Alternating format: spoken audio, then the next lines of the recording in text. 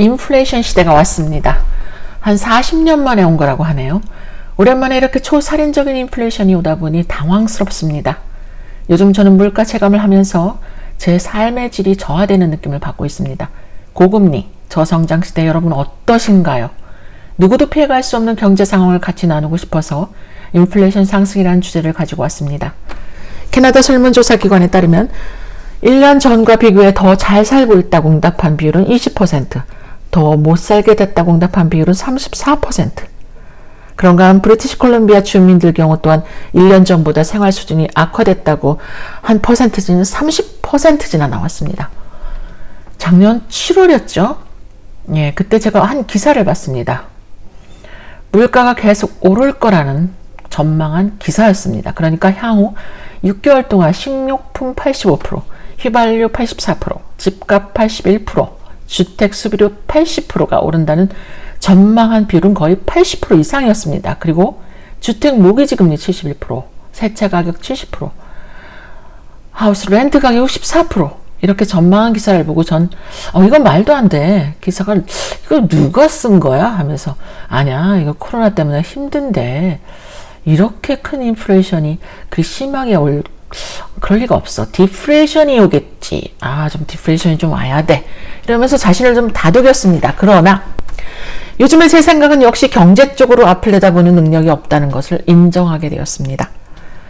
캐나다 경제학자들은 예상치보다 인플레이션이 소비자 물가 지수는 올해 1월부터 5.1% 상승을 시작해서 2월 5.7, 3월 6.7, 5월 19일 기준 6.8 이런 식으로 최고치 갱신을 이렇게 하면 계속 고공행진을 지속하고 있습니다. 그러니까 31년 만에 최고치라고 합니다. 미국은 5월 기준 소비자 물가가 8.6%, 41년 만에 최대 기록 폭으로 올랐다고 합니다. 아직도 이렇게 매달 새로운 기록을 세우고 있습니다. 장보기가 두렵다고 합니다. 네, 월급 빼놓고 다 올랐습니다. 요즘 주변에서 말합니다. 물가가 가파르게 상승하면서 장보기가 겁난다는 사람들이 많아졌습니다. 여기에 금리기까지 지속적으로 오르면서 어려움을 토하시는 분들이 아주 많아졌습니다. 그럼 우리는 언제 어디서 쓸 때 올랐다는 걸 느꼈을까? 네, 제 주변에 물어봤습니다. 회사원인 제 친구는 점심 먹으러 회사 주변의 음식점에 갔을 때 가장 느낀다고 하네요. 그래서 도시락을 싸는 사람들이 늘었다고 합니다. 저도 그렇습니다. 저희 남편이 외식을 하지 말자고 하네요. 그저께 맛있게 먹고 레스토랑에서 나오면서 영수증 보고 남편 왈. 그만 외식하자. 네, 그래서 슬펐습니다.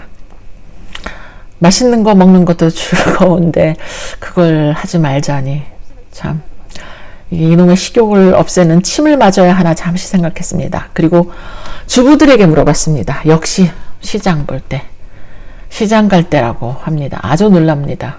저 역시 그렇습니다. 제가 좋아하는 7시 떡집 송편, 모시떡 이런 걸 보고 가격을 보고 놀랍니다. 5불 99, 7불 99, 10불 9불 이렇게 지금 오르고 있습니다. 그런가 하면 애호박, 이것도 우리 한국 사람이니까 된장찌개를 끓여야 하지 않습니까? 그래서 애호박도 보면 6불, 8불, 10불까지 왔습니다. 이것 또한 만지작하다가 놓습니다. 식료품 가격 역시 내년 대비 8.7% 상승했는데 그러니까 우리 식생활에서 밀접한 식료품들 가격이 아주 많이 올랐습니다. 그래서 장사하시는 분들이 그러시더라고요. 코로나가 이제 좋아지면서 우리가 이제 거리두기가 이제 풀린 거죠. 그래서 기대를 했대요. 인플레이션이 상승하다 보니. 그러나 사람들이 불안해지면서 돈을 안 써서 힘들다 하시더라고요. 맞죠? 저처럼 떡을 만지작거리다 놓으니까 말이죠. 그런가 하면 술 좋아하시는 저희 집 지하 얼마 전에 타일을 다시 깔았는데 그 핸디맨 아저씨가 술 한잔 하기도 부담이 된다고 하시더라고요. 그래서 이참에 몸도 안 좋은데 끊으시지. 그거 잘 됐네요. 그랬더니 소리를 버럭 지르셨습니다. 무슨 낙으로 사냐고. 저 아주 혼났습니다. 저보고 저 이제 테니스를 좋아하는데 무릎이 아파도 테니스를 치는 사람인데요. 테니스를 치지 말라는 거죠, 저보고. 네, 그런 거랑 비슷한 거죠. 그래서 바로 사과로 들어갔습니다. 이렇게 상대방의 감정을 먼저 헤아리고 본론으로 이야기를 해야 되는데, 예, 술 좋죠. 참 마셔야 되는데, 스트레스를 푸시려면 마셔야 되는데, 좀 술을 먹는 횟수를 줄이는 것도 괜찮겠네요. 이렇게 나이스하게 했으면 혼나지 않았을 텐데 아주 버럭 소리를 질렀습니다. 예전에 갑자기 생각이 나네요. 예전에 제가 어렸을 때 저희 어머니는 늘 지하실에 누룩으로 술을 빚어서 이렇게 항아리에 큰 담요를 이렇게 씌워놓고 있었어요. 그리고 저희 집에 오시는 손님들에게 술상을 차려 주셨던 기억이 납니다. 네, 종갓집이다 보니 19살에 시집 오셔서 매년 술을 담그셨죠. 재산은 또 오죽 많아요. 예, 술맛 좋다고 동네에서 소문난 엄마였습니다. 그리고 가끔 면사무소에서 이렇게 조사원이 나와요. 그럼 막 술을 감추시고 하셨죠. 기억이 가물가물합니다. 제가 아주 어려서라서 아기였을 때라서 전 3살 때 기억도 한다고 저희 어머니께서 아주 총명했다고 소리를 많이 들었는데, 이게 또 공부하고는 관련이 없나 봅니다. 예. 또 이 공부 얘기가, 그놈의 명문대 얘기 많이 들으면서 자랐죠. 스트레스 많이 받고요. 그래서 제가 그 아저씨도 집에서 술을 누룩으로 빚어서 드셔도 되겠다라는 생각을 잠시 해봤습니다. 또 이 말씀 아저씨한테 드렸다가 또 혼날 수도 있으니까 뭐 하지 않겠습니다. 네, 다시 돌아가서요. 이번에도 물가 상승의 주범은 기름값이었죠. 가스피 라고 생각합니다. 이는 러시아의 우크라이나 침공에 따른 국제 유가가 상승했기 때문입니다. 다 아시죠? 휘발유 가격이 1년 사이에 39.8%가 급등했고요. 이로 인하여 교통비가 1년 사이에 11.2%가 상승했습니다. 국제적으로 공급이 부족한 자동차는 1년 새 7.0% 상승했는데, 이는 자동차 조립의 핵심 부품인 반도체의 지속적인 글로벌 부족 현상이 가격 상승 요인으로 작용했기 때문입니다. 네, 다 아시죠? 한 경제 전문가는 연말까지 이 같은 인플레이션은 지속될 것으로 보인다면서 캐나다 중앙은행이 물가를 잡기 위해 금리 인상을 공언한 만큼 서민들은 물가 인상과 이자 부담의 이중구를 겪는 셈일 것이다 라고 예측합니다. 참 힘드네요.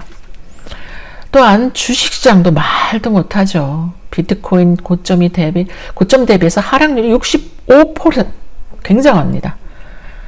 전 비트코인 가지고 있지 않지만 65% 하락했다는 거는, 제가 많이 갖고 있는 ETF도 장난 아니게 빠졌습니다. 이러니 맘대로 시장을 맛있는 떡을 먹을 수가 없습니다. 제가 산 주식 삼성전자, 카카오톡, 테슬라 모두 빠져 마음이 아픈데 더 하신 분들도 계십니다. 네, 이더리움이라고 75% 빠지고요. 솔라나 88% 빠진 사람은 저의 고통에 비하면 참 위로하고 싶습니다. 그런가 하면 도치코인은 91% 빠졌어요. 이거 다 날라간 거죠. 말이 됩니까? 이걸 보면 제 고통이 아닙니다. 네, 캐나다 통계청에 따르면 식품과 주거비, 에너지, 교통비에 이르기까지 8가지 경제 부분 모두 상승했다고 합니다. 여러분도 정말 체감하시죠? 이게 비행기표까지 전반적으로 인플레이션이 큰 영향을 미쳤습니다. 예, 서울 가시는 분 보니까 2배 더군요. 2배 더 되죠. 네. 물가가 너무나 오르다 보니 예전에 독일이 생각납니다. 1차 대전 이후 전쟁에 패배한 독일은, 그러니까 1920년대 독일의 경제는 아주 안 좋았죠. 그 당시 빵 하나에 100만 마르크까지 갔다고 공부했던 기억이 납니다. 아주 초인플레이션이 일어난 거죠. 현재 OECD 국가 38개 국가 물가가 9.2% 뛰었다고 하니 우리는 지금 코로나 바이러스와 경제 바이러스를 겪고 있는 셈입니다. 예. 즉 인플레이션 팬데믹까지 이중적으로 겪는 느낌이 듭니다. 감소한 부분도 있어요. 제가 공부를 하다 보니까 서비스 부분입니다. 예. 주택담보대출 서비스 피, 자동차 보험료, 예, 안 올랐더라고요. 이번에 리뉴했는데, 그리고 120분인가를 돌려준다고 기다리고 있는데 아직까지 소식이 없습니다. 예, 전화요금, 또 자동차 등록비. 그 이유는 온타리오주 정부의 차량 등록세 폐지를 했기 때문이라고 밝혀졌습니다. 이렇게 내려간 부분이 있어 놀랐어요. 예. 경기 침체 속에서 물가 상승을 하면 가장 먼저 오는 게 고물가로 소비가 주는 거죠. 그리고 일자리가 줄고 실업자 수도 늘 거라고 예상합니다.